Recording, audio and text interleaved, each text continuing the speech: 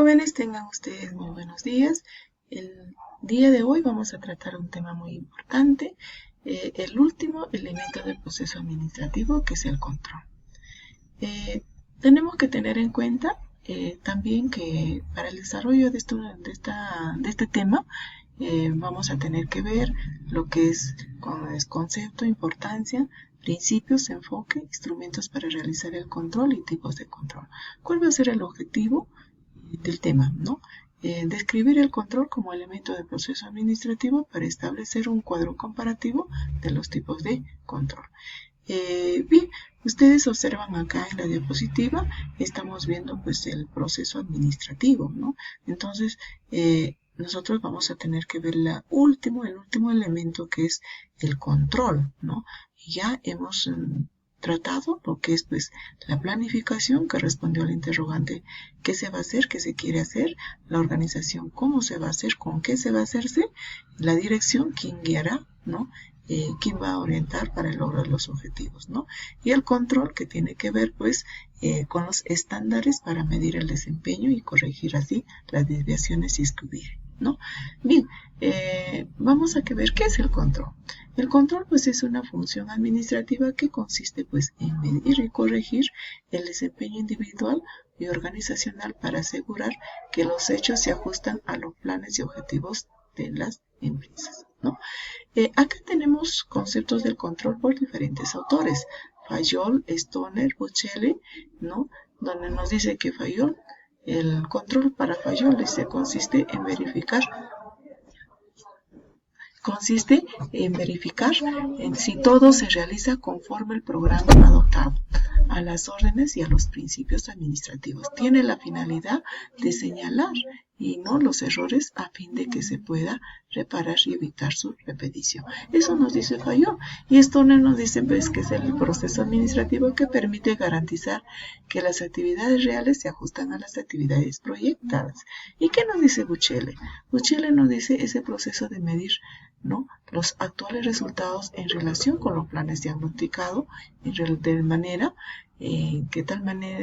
tal manera que nos permita corregir las acciones que han sido desviados, ¿no? O sea, con errores. Bien, ¿qué vamos a controlar? ¿No? Vamos a controlar los bienes, las personas, las actividades, ¿no? Estos elementos deben someterse a un control, ¿no? ¿Por qué es importante el control? El control es importante porque nos permite crear mejor la calidad, enfrentar pues el cambio, producir ciclos más rápidos, agregar valor a la empresa. De la misma manera, facilitar la delegación y el trabajo en equipo. ¿Cuáles van a ser los principios del control? Los principios del control vienen a ser un principio del equilibrio, donde nos dice que a cada grupo conferido se debe proporcionar el grado de control correspondiente, ¿no? De la misma manera, tenemos el principio de los objetivos, que se refiere que existe en función del objetivo. Es decir, el control no es un fin, sino es un medio para alcanzar los objetivos preestablecidos. El principio de la oportunidad. El control, para que sea eficaz, necesita ser oportuno, es decir, debe aplicarse antes de que se efectúe el error, de manera que sea posible tomar las medidas correctivas con anticipación. Tenemos que ver ahí el principio de la desviación. Todas las variaciones o desviaciones que se presentan en relación con los planes deben ser analizadas detalladamente, de tal manera que sea posible conocer las causas que originaron, ¿no? También tenemos el principio de la excepción. El principio de la excepción nos dice pues que el control debe aplicarse preferentemente a las actividades excepcionales o representativas, a fin de reducir el costo y tiempo, ¿no?, delimitando adecuadamente cuáles son las funciones estratégicas que requiere de control, ¿no? Bien, vamos a tener que ver lo que es los enfoques del control. Existen tres enfoques, ¿no?, distintos para diseñarnos el sistema de control.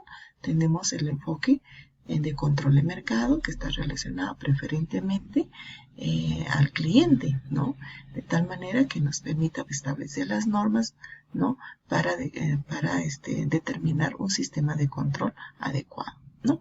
También tenemos el control eclante, que tiene que ver con los valores y la cultura organizacional, ¿no? Y el control burocrático relacionado con las normas y las reglas que toda organización debe tener para enmarcarse para su funcionamiento, ¿no? Bien, actividades importantes de control. Dentro de las actividades importantes de control tenemos pues comparar los resultados con los planes que se ha establecido ya, ¿no? Tenemos que tener en cuenta evaluar los resultados con los estándares de desempeño, idear los medios y objetivos para medir las operaciones, ¿no?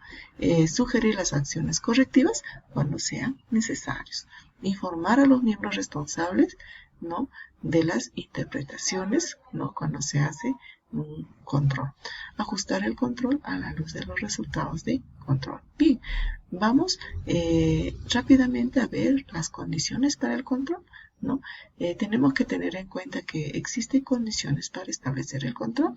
Tenemos pues el control según su propósito y naturaleza, ¿no? Su control tenemos que ver de acuerdo a la estructura organizativa y los planes y su proceso, ¿no? Instrumentos para efectuar el control, ¿no? Los instrumentos más comúnmente empleados para efectuar el control son informes, auditorías, estudio de tiempo y movimiento.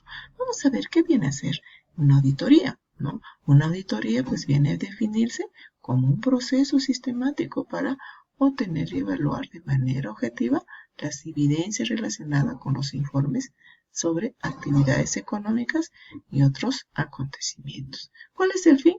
Determinar el grado de correspondencia del contenido informativo con las evidencias que dieron origen, ¿no?